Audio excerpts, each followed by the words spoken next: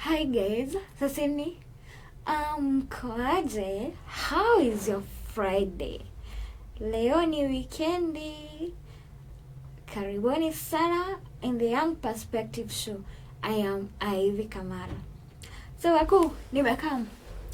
Na leo naona our country is having great news.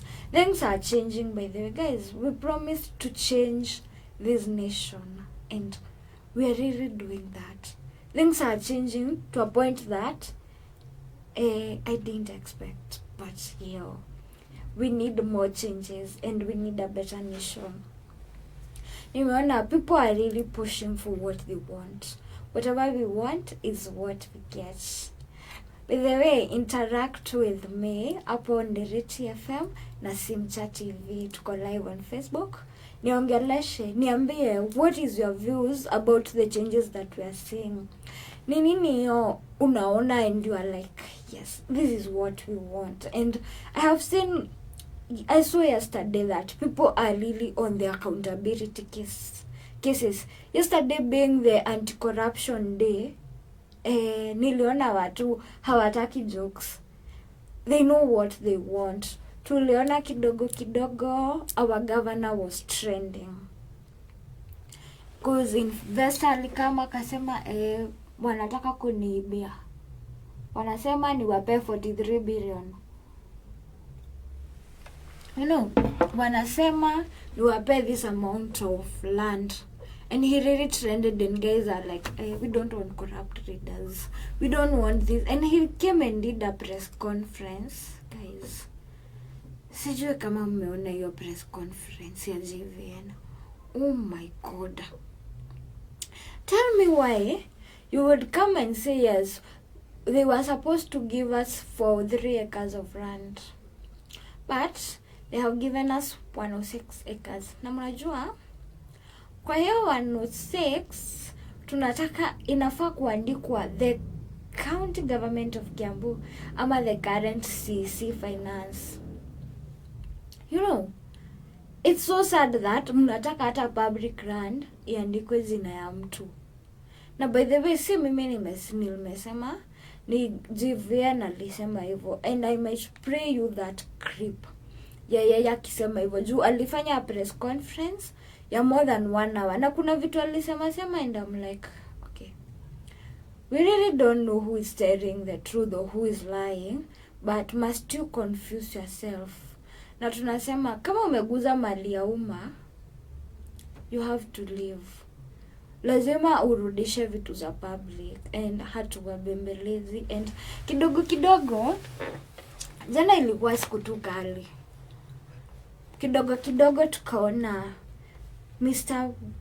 William Ruto, His Excellency, Baba Sharina, kuja akasema chekini, mimi cabinet secretaries wote isipokuwa the prime cabinet secretary who is in charge of foreign affairs na deputy president, nyinyi wengine anguka nayo. Alianguka na cabinet yake. So apparently all the cabinet, kila mtu aende atafute kazi kama sisi. So me I'm like, I'm feeling jobless with Kithure Kindiki. Na sasa kuna huyu cabinet secretary alikuwa anaitwa Zakari Maina. Who was called Zakaria who? I don't know his Zakaria who. Jina yake imepotea. No, this cabinet secretary apparently hata hatukuwa tunamjua sana. So he didn't even enjoy the fame. So me I'm feeling jobless with them. Lakini mimi nasema hivi, cheki. Unaona? Si nyinyi mko jobless ka sisi. Na mnataka kwenda kutafuta jobs. So you are feeling the pain as we are feeling the pain. Fanyeni hivi. Unaona hapo kwa housing projects. Anzeni hapo. Mwende mtafute jobs hapo kwa housing projects. Mkikosa kwa housing projects, mwende ICT hub. Mpate job huko.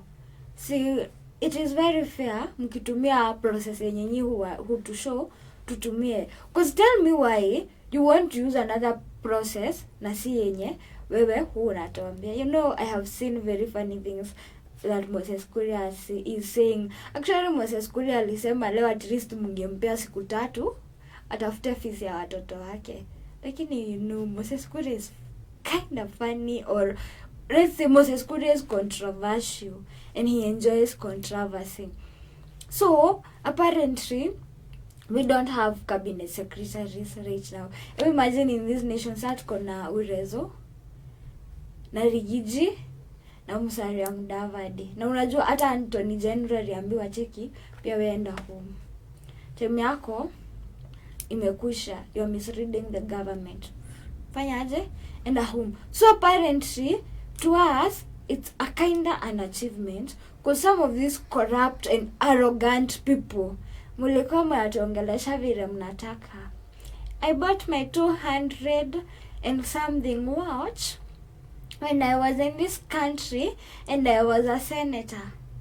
Mr. 200 watch. Ati, what did you study again? Law.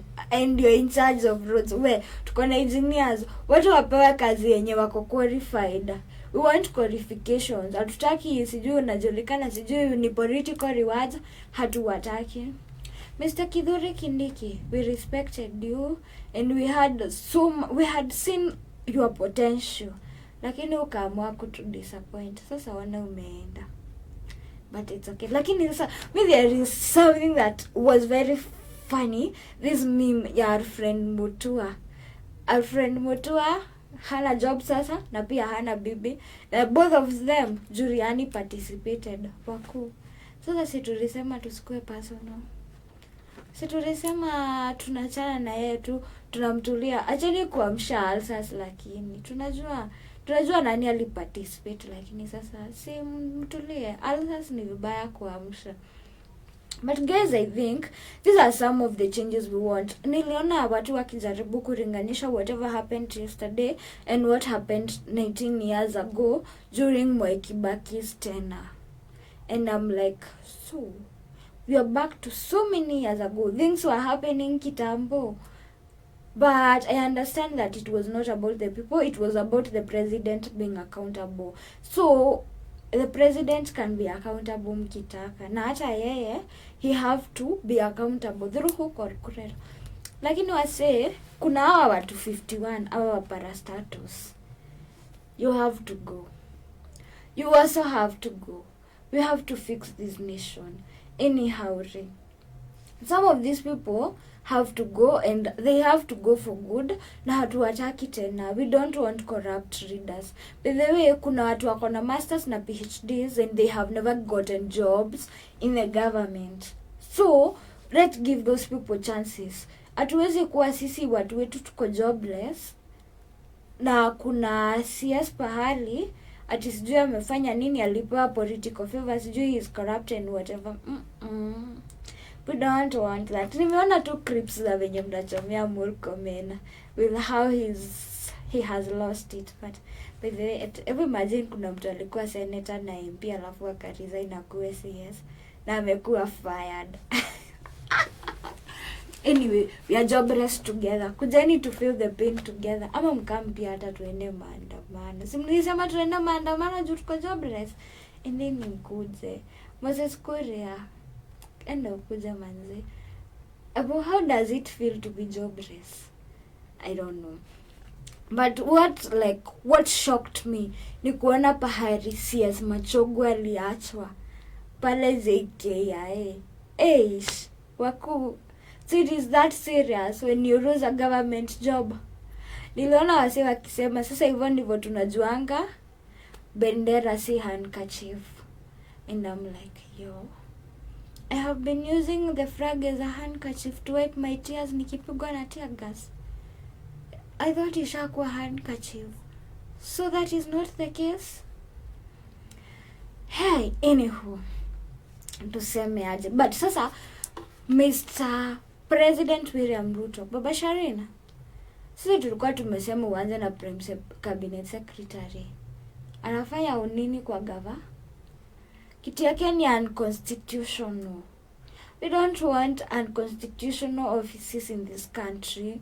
So it's either he goes or you go together, by the way. But mresign na nyinyi wote. Ama tu mresign. Unajua, how hard is it for Musalia Mudavadi to tender a resignation letter?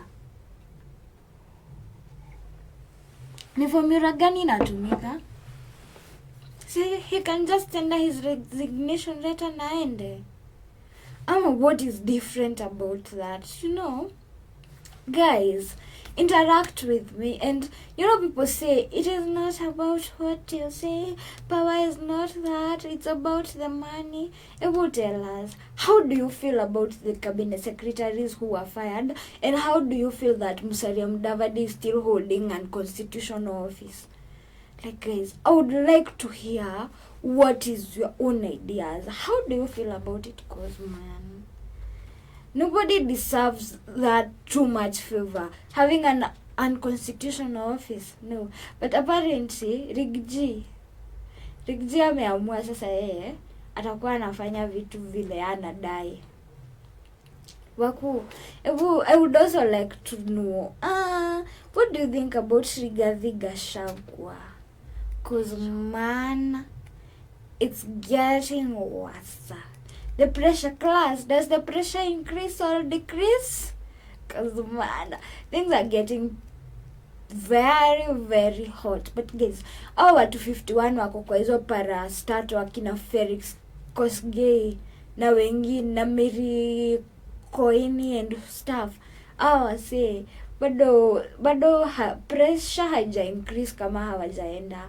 Pia hao hatuwataki by the way. And in this country tutaamua hatutakuwa tukibeg. And my brother Kimuzi, kuna Kimuzi pale X, Maggie, you are doing it the right way. Sijui unatoa siri wapi. Siri za hawa wase sijui unazitoa wapi, but you are facing them with the facts hadi wanashtuka. Apparently kuna mtu alikuwa anataka kurentisha JKIA. Sasa airport yetu ikuwe rented by a certain corrupt person. What do we call that? Is that not selling the nation? Sayo sini kutuuza, sini kutupiga bei. Ama airport, cheki. Airport sini public. It's a public resource. Yani, tunaweza fika place, hii regime ilikuwa imeamua, we can get to a place where tunaamka tu asubuhi, hamna the Mombasa port, hamna airport, hamna anything. So whatever was built in many years is gone and gone for good. Hii regime by the way ilikuwa imeamua kutukimbiza, but guys, pahali hizo siri mnatoa, I'm proud of you. Nataka kujua ni wapi hapo, because you are pinching the best. Niliona mtu amesema chekini your MPs wameitwa usiku wakapewa wakubali atitukue na a broad and based cabinet. Chekini, we don't want a broad and based cabinet. We want qualified people. For them, what they mean by a broad and based cabinet, they mean they want to involve all the ethnic wherever, the tribes and everybody. Chikini, so we don't care about that. We want qualified people. Siju, you are from this region, from that region. As much as you are not qualified, hatukutaki kwa cabinet, hatukutaki kwa job yoyote ya gava. We cheki, kama unajua tu hauko qualified, just resign. It's not a big deal. Ni kuandika letter tu, una resign, unaenda tu. Usiache tusumbuane sana, alafu usitake kuaibishwa kama ma CSS. Hebu imagine mtu kama Moses Kuria kama angekuwa sha resign. Unajua sasa angekuwa tu na pride. Sawa, na alifukuzwa. Ona. Imagine Alfred Mutua vile mnamuingilia, lakini na mambo na mwamba. Hamkwenda Paris, Olympics. What happened? Itaendelea aje? And apparently Kenyans in Paris have decided this. Kama wewe ni joyrider na unasponsoriwa na government, tutakurudisha. We will take you back to Kenya. Hamutatumia public money vile mtataka. So me, I'm like, I love the unity between Kenyans. Yani, you're uniting with us hata mkiwa very far away. Guys, what do you call if this is not a revolution? This is even more than a revolution, in that the change we want, kila mtu anaitaka. Si mimi tu nataka, si wewe peke yako. ni sisi wote. I love that. Alafu sasa kuna mtu analipwa na MP ama na whoever kukuja kutudanganya. Cheki, hata huyo MP hatumtaki. Kama tumekukataa, hata ufanye aje. Like kama si hatukutaki, hata ukuje tujengee manyumba kila mtu yake, wale hatutakutaka. If we are tired, we are tired. Cause tell me why we will tolerate corruption for all of our lives. Like nilizaliwa niko na miaka 20 fikisha 30 40 50 60 bado na tolerate corruption. Hey, no. Some things have to end. Unaona what I always say about Generation X. Hawa watu ndio wametuwekea hizi limits. You should do this. But then unaona tukiambiana ukweli, unaona watu wako 45 and above wakitoka kwa hizo offices, the change that we will experience, you will not believe this is Kenya. Hawa watu ndio wanaharibingi nchi.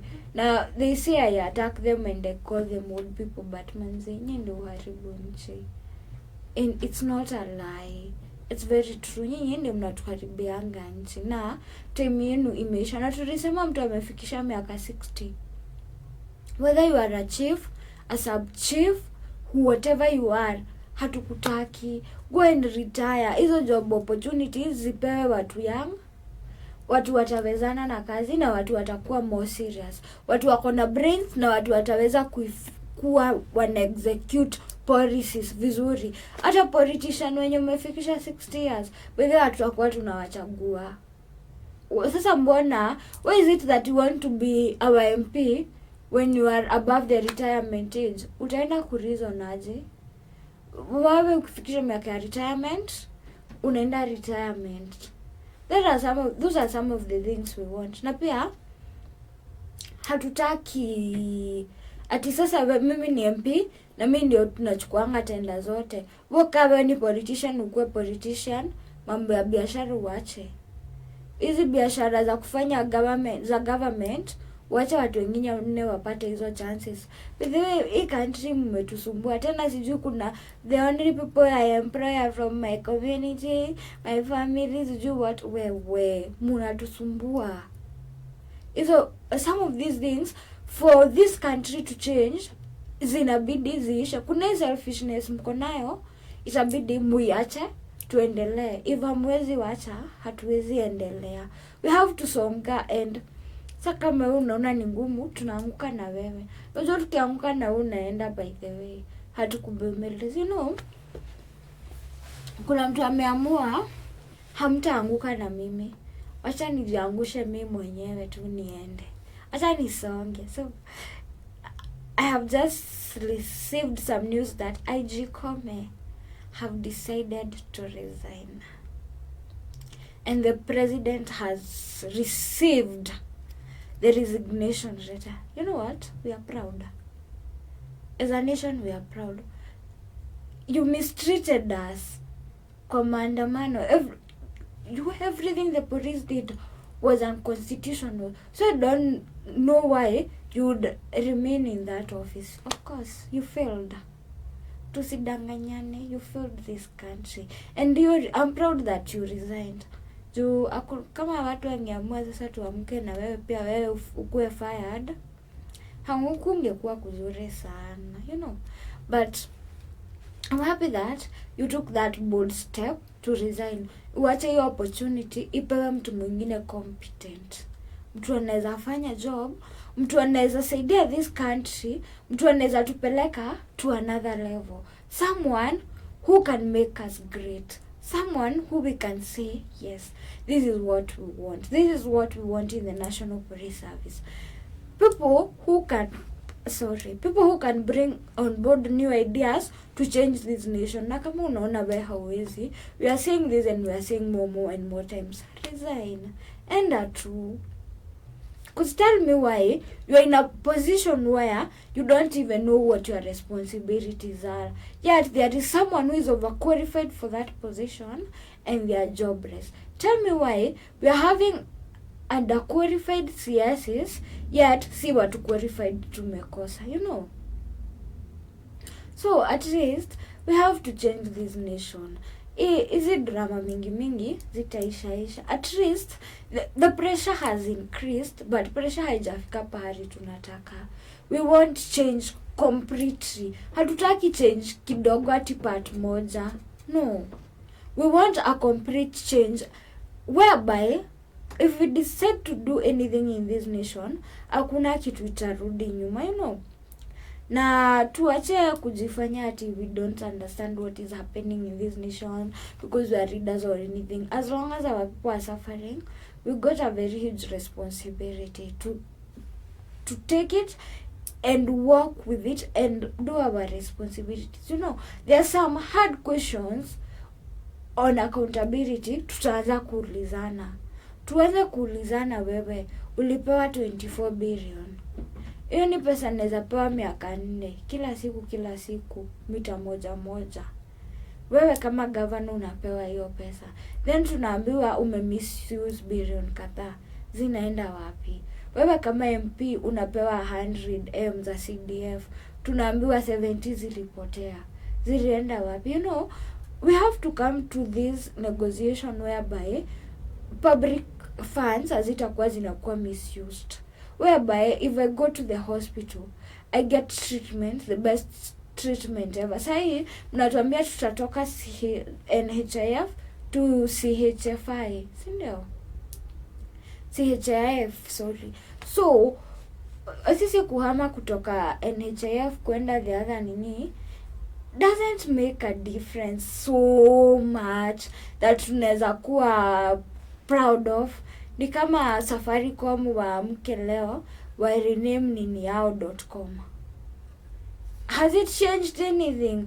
Whatever we were complaining about Safaricom will still be in the .com thing or anything, however it will be named. Ni kama uchukue mafuta taa uweke kwa chupa ya soda, itachange kwa soda? No.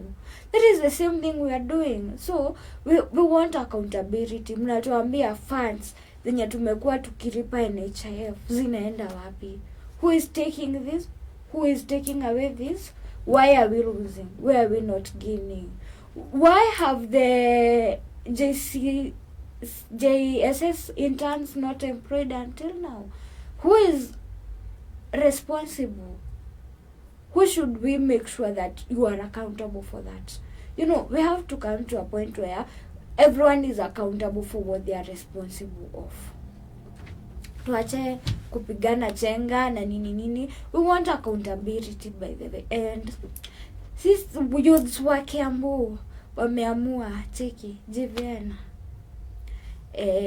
wewe hauko accountable na tunaanguka na wewe. I want my producer to pray for me what they said during the anti-corruption day, which was yesterday. Tuone pia wao wanataka nini. Jenzi wa Kiambu tunataka nini? Because for sure it is there is what we want, and we cannot take away that fact. Ati kuna chenye tunataka and you have to offer that to us. Na hatuwabembelezi, it is our right. Na tuanze kuview things that we are not in the Moi era, we will never go back to that era. We are not in the Kibaki era yenye mnaringanisha kuangusha kwa cabinet ya jana na the 19 years ago, because the constitution was very different. We are talking about a very different constitution. So lazima tuangalie tuone ni nini hizi lazima mchange for us to have a better country, you know.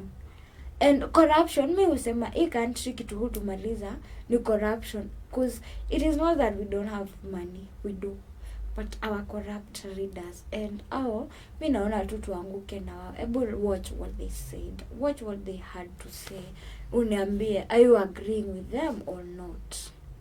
Viva! Viva Kiambu, viva! Viva! We stand with Tattoo City. We stand with Tattoo City. We stand with job employment. We stand with job employment. We stand with investment. We stand with investment. Say no to corruption. Say no to corruption. Viva Kiambu, viva! Viva! Kiambu, viva! Thank you. My name is Harrison Nganga. I'm the chairperson Kiambu University and College Student Association. And we are here to mark the Africa Anti-Corruption Day. as we evaluate how far as a county and also as a country in addressing matters corruption. We want to condemn and with the worst or the highest words possible, the recent act that we are seeing now going around, that the county government through the office of the governor tried to exploit an investor in Tatu City and wanted to take a large amount of land from the city, from the project, and we have seen the investor coming out condemning Kiambu County, and we can say that it is a shame to us as a county and also as a country, because these investors, we have seen and we acknowledge how they are changing the lives of young people through jobs. You can even acknowledge the 20,000 jobs created in Tatu City. So we want to condemn this act and say that it is very shameful for somebody who is trusted by the public to manage public fund, that he is the one now leading at the forefront to exploit the investors who have the goodwill to make sure that Kiambu goes to the next step, and that our young people and also the people of Kiambu get jobs and also get a good environment to thrive in business and also in other activities. So we are saying, as we mark the day of the Africa Anti-Corruption Day, that it's time our leaders address issues and remove faces, especially on us young people. Because what we are seeing even in the recent past, that right now a young person or a person comes up with an issue on anti-corruption, on matters affecting unemployment and everything. But what happens on the side of the leaders is placing a face on that person instead of addressing an issue. Right now, as we address corruption, we want action taken, and I will give my very good friend to also say something. I am Stella Wanjiru from Kiambu constituency. So, as you have heard my colleague say, this is one corruption case that was put on the limelight by an investor. But we have had a lot of cases that are not in the limelight, and we, the people of Kiambu, are the people on the receiving end. Anytime there's a corrupt issue with an investor, we risk losing those investors. And we know Kiambu cannot be built by only us. We need to build it, and also the people who come as investors to build Kiambu. That is our GDP too as a county. We want everything to improve, like job creations and everything. And anytime those questions are asked in, we say, public places, that is brushed off with very, very weird things. It's brushed off, we need these developments, we need these answers, but now when the issue comes out, what we get is opposite of what we want. So anytime there is something the politician is doing, or anybody who is in a public office is doing for us, it's not a favor, it's something they're supposed to do. When you go in office and choose corruption, then you should not be in that office. Today we mark Africa Anti-Corruption Day, and we are asking and saying, say no to corruption, especially in where it is affecting the young people, the elder people. You know, when you manipulate the people who are manipulatable, for you to continue being in office, that marks you as a corrupt person. Today we are saying no to corruption. The young people have spoken, and today, being the 11th of July 2024, as we mark this very important day of the African Anti-Corruption Day, the young people of the Republic of Kenya, not just Kiambu, have said that they are taking the country back for them. It is the future of the young people that is being messed up by corruption. And we know for far too long, all these challenges of corruption have been there. The Auditor General's reports, if you look at these reports, it is very, very clear that corruption has become a way of life, especially in the counties. And we cannot just sit down and watch as if we are helpless. The Constitution of Kenya had envisioned that such a situation would be there. And that is why it gave all the sovereign power to the people of Kenya. All sovereign power. And it continues to say that this power is not donated by the state, but it is given by the Constitution, which we gave to ourselves. And the same Constitution puts in mechanisms where a county government, for sure, does not listen to the people, that is blind to what the citizens are saying, is messing the future of its people. The Constitution has a remedy for that kind of scenario. And that is why I'm calling every single person of goodwill, from our parents to the young people, that we need to take action on this day of African Anti-Corruption Day. We need to activate Article 192 of the Constitution, which is very clear on the remedy that the Constitution has put in place to address issues where a county government becomes rogue, like the county government of Kiambu has become rogue. The people that we have entrusted to oversight the county government of Kiambu, whom we have elected as our members of the county assembly, are in bed with the county executive. And that is why all this mess is happening as they are watching. And so the last line of defense is the people of the county of Kiambu. And so we are calling upon the people of Kiambu to be ready to exercise their power given by the Constitution under Article 192 and take action to save the future of this county. Viva Kiambu! Viva!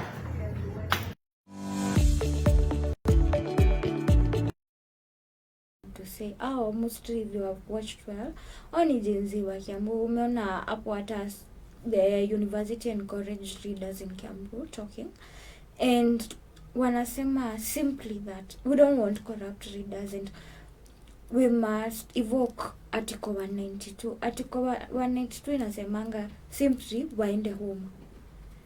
That is the simplest definition I can define me to dissolve the Kiambu county government. Because tell me why nobody in the county assembly has spoken about what the investor said, and niliona majority reader nyuma ya governor during the press conference supporting lies. So investor aliamka siku moja akaamua itaharibia governor wa Kiambu jina. You know what you guys are doing, hamjui chenye mnafanya. You are sending away investors. So in some years to come, Kiambu hakutakuwa na investors cause you're not giving them a conducive environment, and you want us to clap for you and laugh about that. Man, we will not allow that. This is our county and we will protect it no matter what happens. And Meg, I fully agree with them and support them that we should try evoking Article 192 by the way. Hata tunasemanga vitu zingine zinafaa zinaanza hapa kwetu Kiambu. Tunafanya experience. We test the waters to know if it is good or it works. Because, man, you cannot misuse power to that extent. You know, I saw the KCG bloggers. You're not even shameless, telling us that governor alikuwa anataka his house. You know, the governor's official residence, which is around by the salaries commissions, and it is in the constitution. Na lazima ikuwe Tatu City. Sindio? You know, some of these things you say, sijui kama ni meaning amjuangi, or you just copy paste what you are told and write, or what happens, because the governor is here telling us I did not want an official residence. Oh, sijui that is not official residence for me, it's for all the governors who will come in Kiambu. Bro, na jina yako. Bro, kuna constitution email allow governors wajengewe official residence. You know, maybe I don't know about the constitution. Unajua inaweza kuwa mimi ndio niko nyuma somehow that sijui venye hizi vitu zinafaa kufanyika. Bro, ebu niambieni, kuna governor fulani akona official residence kwa public land, ama huyu wa Kiambu ndio anafaa kuanza? You know, some of these things zinaweza kushock. Yet you people think we are doing nothing. We are here trying our best to fight corruption. Hii ndio mnaipush. I have always had governor wa Kiambu saying mimi nita protect mashamba ya umma, hakuna mtu ataguza public land, wanani attack because I have protected the public land. I have not allowed them to steal public land. Ogasa, lying and go. You also want that public land for your official residence. Kwani what changed? Ama yote public? You know, as much as the constitution maybe allows the investor to give land for public amenities, is your official resident a public amenity? You know, it is funny that kwa hizo vitu zote niliona there is a recreational center, stadium ya 10 hectares, sijui what. But do you know what shocked me? Hakuna hospitali wako. So, hospitali si priority. Tatu City, they don't need a hospital, but they need the governor's official residence. Hey, shame on you. Shame on you. Na unafanya press ya wanawa kuwestia watu wa Kiambu time ukiwadanganya na uongo, unasema ukweli. You're wasting our money, pesa yetu, kujitetea dhambi zako, vitu unge avoid. You know, I had you saying, sijui we have done how many meetings, then unasema ni moja tu to meet na investors physically. Wait, meetings and one meeting. Where is the relationship? You know, as much as you talk as a reader, be very cautious about what you are saying. And we are saying this and we repeat this. We don't want corrupt readers in office. And tutaanguka na nyinyi. Kawa kuni kuanguka na KCG, hiyo nayo tunaanguka nayo vibaya sana. Juu hamtatuchezea by the way. Tunaanguka nayo na tunaenda the next chapter, you know. Because tell me why we will be speaking about the same things in that sasa mmekuwa tu corrupt that hata sasa si mali yetu, sasa sisi public mnataka ya investors. Sasa investors ndio mtakuwa mna extortion. Extortion all the investors. How will we build this country? How will we get revenue? Tukueni serious. Kazi yetu sasa mnataka tukue tunakimbizana. Ama mnataka kutengeneza tourist attraction whereby people will be coming to benchmark about corruption to see who are the most corrupt. Unajua kama hivyo ndivyo mnataka, mnaweza tu show ndio tujue what is wrong with you. Because me, I don't understand why the only thing these readers can do is corruption and extortioning and everything. Man, hakuna vitu zingine unaweza fanya. You know, we have always been having complaints. Auditor General amesema you are misusing funds za Kiambu. Sijui 15 billion was misused. We are misusing 15 billion. They are sparing errors, naming errors. How can you be unable to name a project? No umetumia pesa yetu nayo. You know, some of these things that you are doing, hapana. You have to pull up your socks or you rave. How hard is it for you to resign, by the way? That is one thing I'm asking myself. Mtu anajua your process. Hebu tuambieni, inaweza take how many hours JVN wa Matangi kuresign? Ama MC yoyote wa Kiambu kuresign?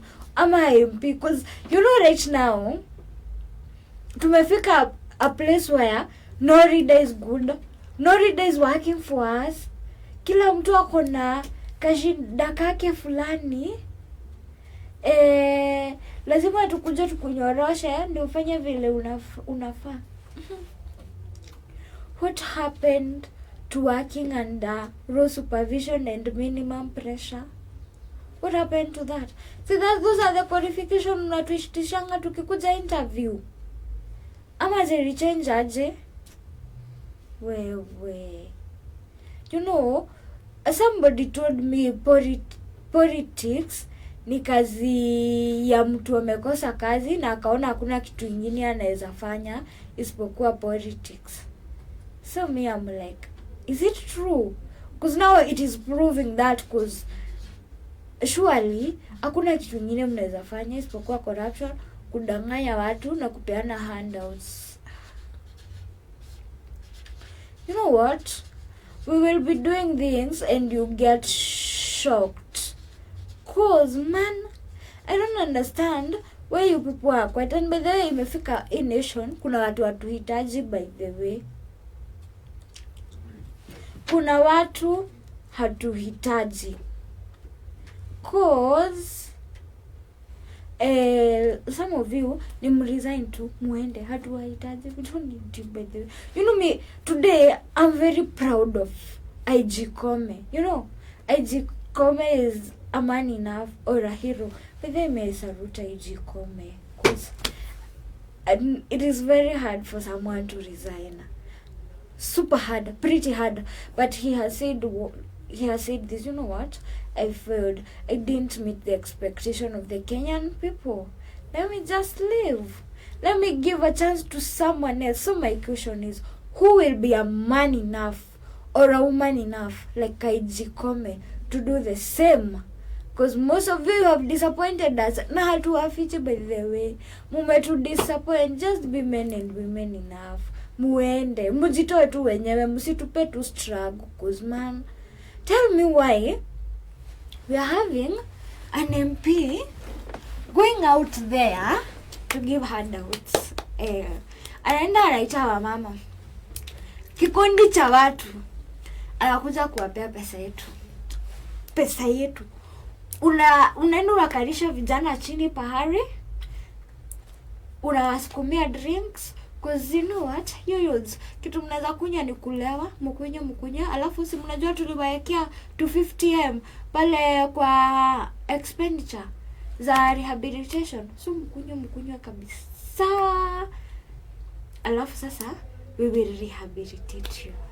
Si hakuna kitu kingine nyinyi mnaweza fanya. My guy, nini ingine? So kwa nikam, tuwabaye ma drinks, mulewe, alafu munipe push streets, nionyeshe watu nimekubalika. Alafu sasa nikimaliza hivyo naenda kupata wa mama pale ushago, nasema huku ni kwetu home, hii ni ward yetu. So nitakuja, nitakam, niwape chenye nawapea, niwa disrespect, alafu niende. Mgu tulia, umesahau ulituuza 7 bob.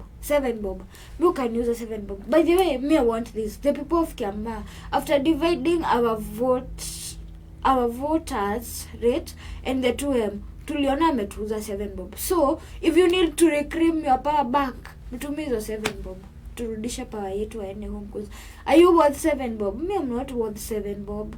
So me actually nilishamtumia. Actually I will show you that M-Pesa message. Mimi nilimtumianga 7 bob na nikamwambia mkuu, I'm not worth 7 bob. There is a lot that I can do. Unajua? Ndio hata ukisema nimelipwa, it's okay. Acha nikuwa nimelipwa kuliko niuze 7 bob.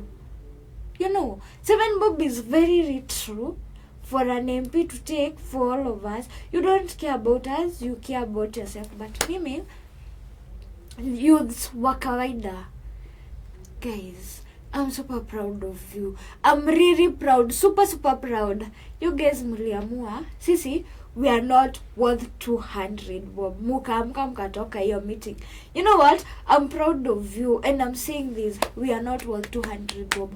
Akumbushwe tena. That is not our worth. Na akikuja tena aende. Let's pray that video muone.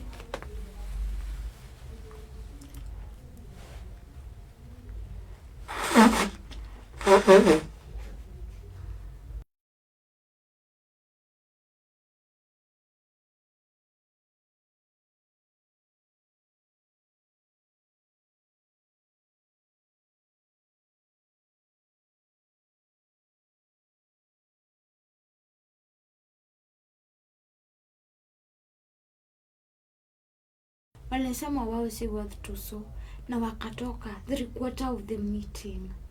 You know, Mr. MP, what does that tell you? You have to learn something and know the people are mad and they don't want you. Na by the way hata wanasema si lazima umalize, unaweza enda pia. And it's good to say that nimeona watu hata wana correct signatures. They want to even record you. Cause we are tired. And when people are tired. Na si ati tunafake kuchoka. Man, we are tired. Kabisa. Si kidogo. You are already tired. Because tell me why an MP anarudisha wamama na wakatikarisha hapo.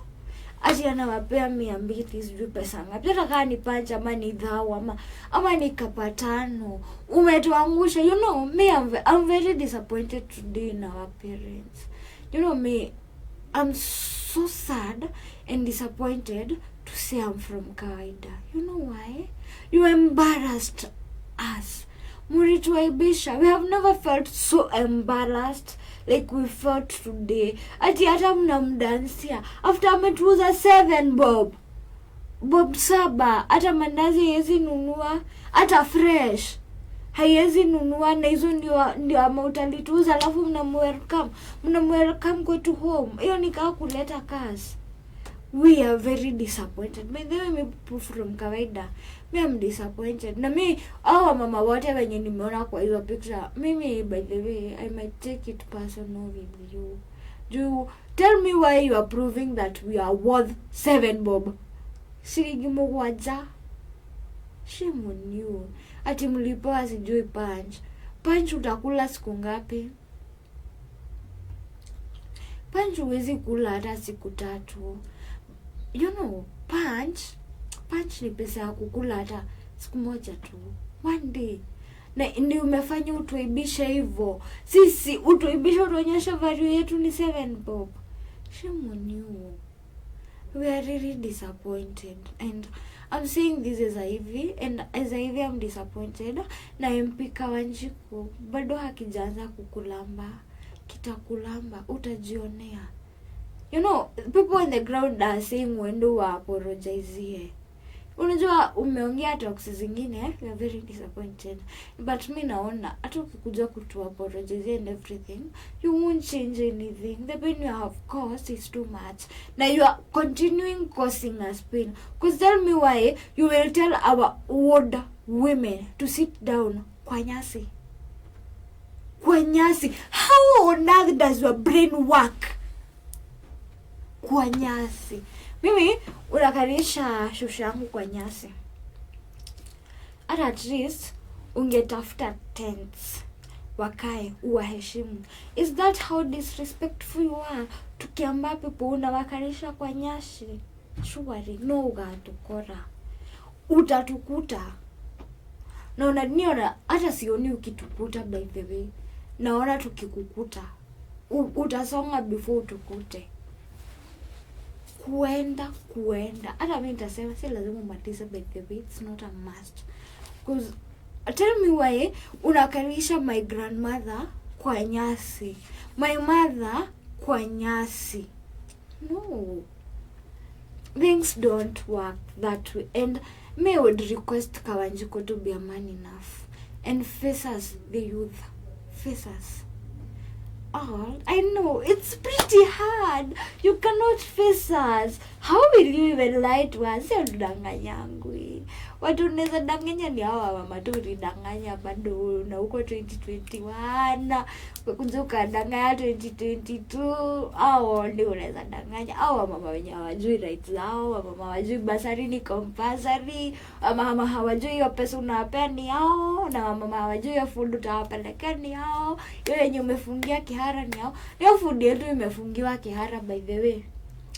Tupotolewe, hiyo food ni yetu, watu wetu wapewe, hawafai kukufa njaa. Ama mtu ambie kama mnataka kuuza, unajua inaweza kuwa mnataka kufungua biashara pia.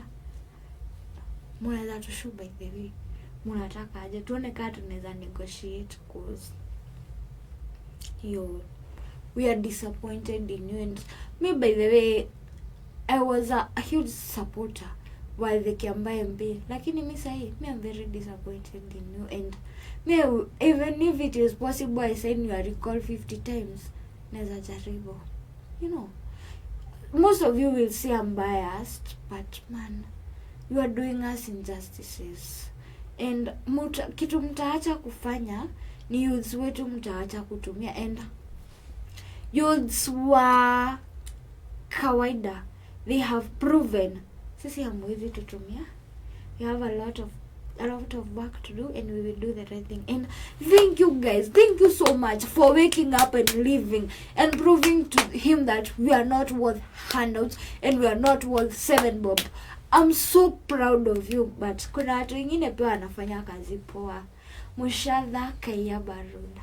Hey guys, mumeamua we want change, or change will come to us. We will go for change. Guys, I'm super proud.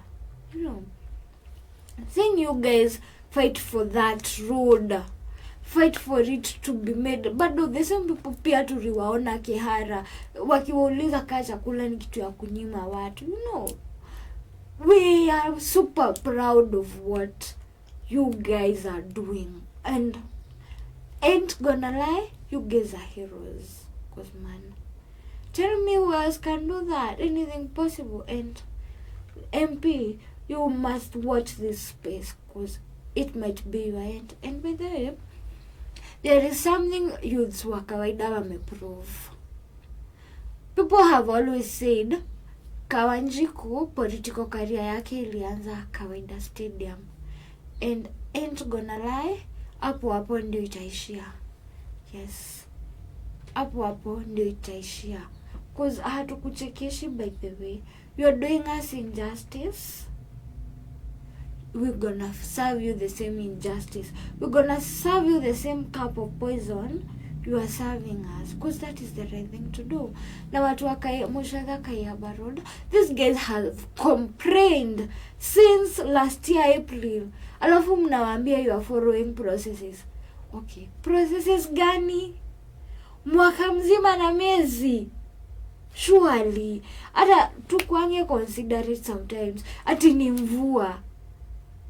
So mvua imekuwa ikinyesha. Kayaba Road mnataka kuniambia wako coast? Kayaba Road ni coast, kuna nyeshanga kila afternoon, si ndio? Every day in the afternoon pale Kayaba Road huwa kuna nyesha. Ndio maana barabara hizi tengenezwa for the last 1 year then some months. Jua wako kwa coastline, kuna nyeshanga kila afternoon. Si wako kwa equatorial climate. Ama Kayaba Rand ni high rand, wako kwa ri side of the mountain. Ndio maana ndio hunyesha kila siku, na si wengine tuko na nyuki kwetu wa kunyeshi. Pe mmoja kutubeba ufala. Mvua tunajua times mvua imekuwa ikinyesha. Ite tulikuwa na France, sorry, but you could have done better before that. Tuacheni kudanganyana. You could have done better. You are just lazy, ignorant, na mmelala. Hakuna kazi mnafanya na mnapenda tumbo zenu. You just greed. That is what is happening. Tuache kudanganyana hapa. No. Ati 1 year and some months they are following processes. Bado mna mix mchanga tu. Mna mix mchanga.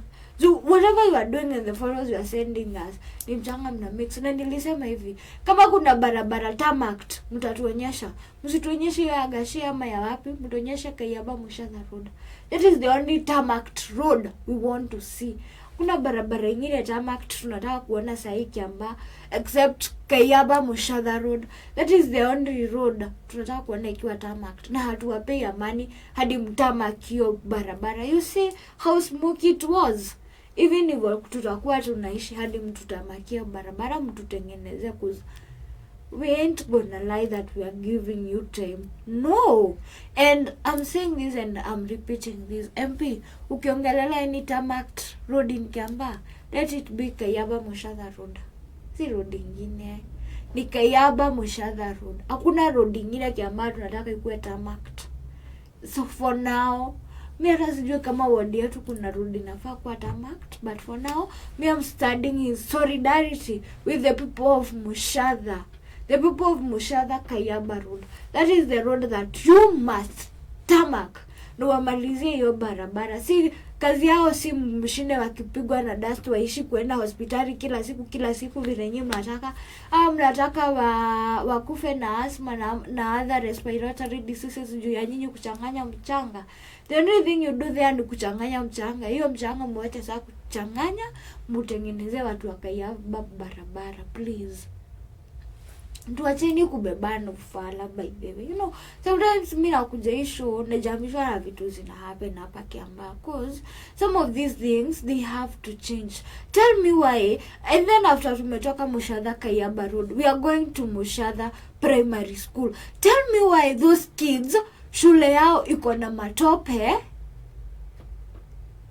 kuliko hata hiyo Mushadha Kayaba Road.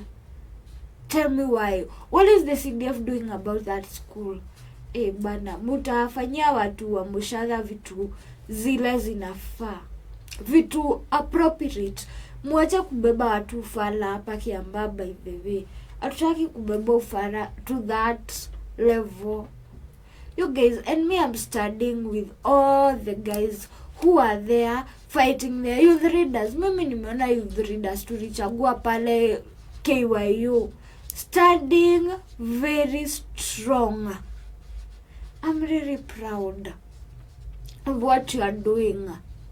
You know, as much as tunasema youths hawasimami na sisi na hatuna readers, those guys are doing very great. Alafu sasa kuna shule nyingine inaitwa Kiambaa Primary. Nasikia mkisema mnaweka kabro usije mtafanya nini chekini. Hatutaki stories za jaba. Tulisema stories za jaba tuachie Rainganko. Huyu hata tulimkubalisha danganyane juu sasa huyo hawezi ishi kubira kudanganya. Nyi wengine stories za jaba mpeleke mbali. Hizo shule mmesema zinawekwa kabros, mweke kabros. Na alafu tulisema hivi, mwache kumwaga maram kwa shule. Hizo ni mambo zilikuwa zinafaa kufanywa na Moi time yake. Alafu sasa Moi akashindwa kufanya. Nyinyi mtutengeneze modern schools because the CDF money allows. Alafu sasa unaona hiyo 2% ya youth kwa hiyo pesa ya CDF. Before tuende sana, mtatushow inaendanga wapi? Mtatushow by the way inaendanga wapi na mnafanyanga nini nayo? Pia gavana wa Matangi na CC wa sport pia wao utatuambia hiyo pesa ya youth inaendanga wapi? Kuna vitu sasa you will have to be accountable. Mtakuwa mnachukua 2% yenye maybe ni 2 million, mnakuja mnafanya nini tournament week mnapeana 5k kama prize, alafu mnasema hiyo pesa imeisha, mtakuza in the next 5 years. Mtakuwa mna account hiyo 2% mnapelekanga wapi? Na wao county government pia mnatuambia hiyo percentage ya youth and women inaendanga wapi?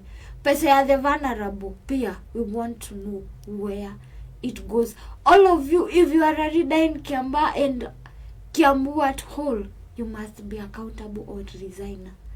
Inayo miswa asatu wa bembelezi, but we have decided you must be accountable or resign. And watu wangu wa Kiambu, we have a date on Tuesday and I will have to read some comments. Nione vile mnasema, nione mnaniambia aje, cause I know you also feel vile mimi na feel.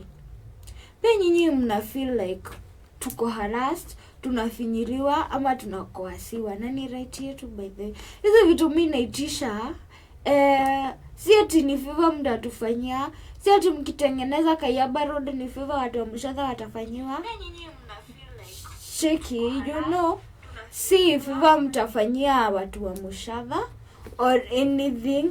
It is their right. Na Kayaba Road by the way tengenezwa. Hiyo Kayaba Road hata nataka tuambiane. Tunafaa kuwapea miezi ngapi hizi by the way? Watengeneze. Watu umeteseka mwaka mzima hawezi teseka tena. Tuko na I'm seeing someone called Wamboi Karanja. Tuko pamoja hivi CAMAR. I'm also wondering what my DVD is doing in that unconstitutional office. Oh yeah, cheki. By the way vintage badi afanya kwa ofisi. Unajua hata mimi si get. Anafanya nini? Aende. Pia yeye home hatumtaki. It is very simple. Hatumtaki ama waende wote. Kata mnaweza enda nyinyi wote mwache kutusuma. Naona tuko na Reverend Jerry Kamau anasema tuned from Oak Ridge Hotel. Na anasema operation ni kusafisha serikali. I agree with you. Tunawasafisha wote. Wote, we must fix this nation. We hakuna venye tunaweza ishi na watu wamechafuka. Watu tukikaa na wao the same place wanaweza fanya tupate hadi korera. Cheki, hatuwezi ishi na nyinyi mnaenda. Na mimi hata nataka we ukiona tu nikaa uko na korera, resign tu. Manze jitolee uende.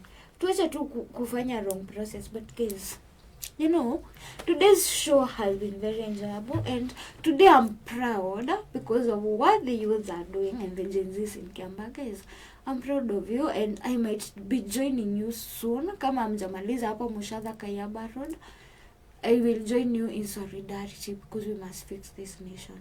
And this nation is ours to fix. Hakuna mtu mwingine ataamka atufiksie hii nchi. Hapana. Ni mimi na wewe. I have been your host, Ivy CAMAR. Until next time, we will meet again. Today my co-host has not been there, but he's somewhere representing us and representing the youth of Kenya for the betterment of these guys. So I pass my apologies. So guys,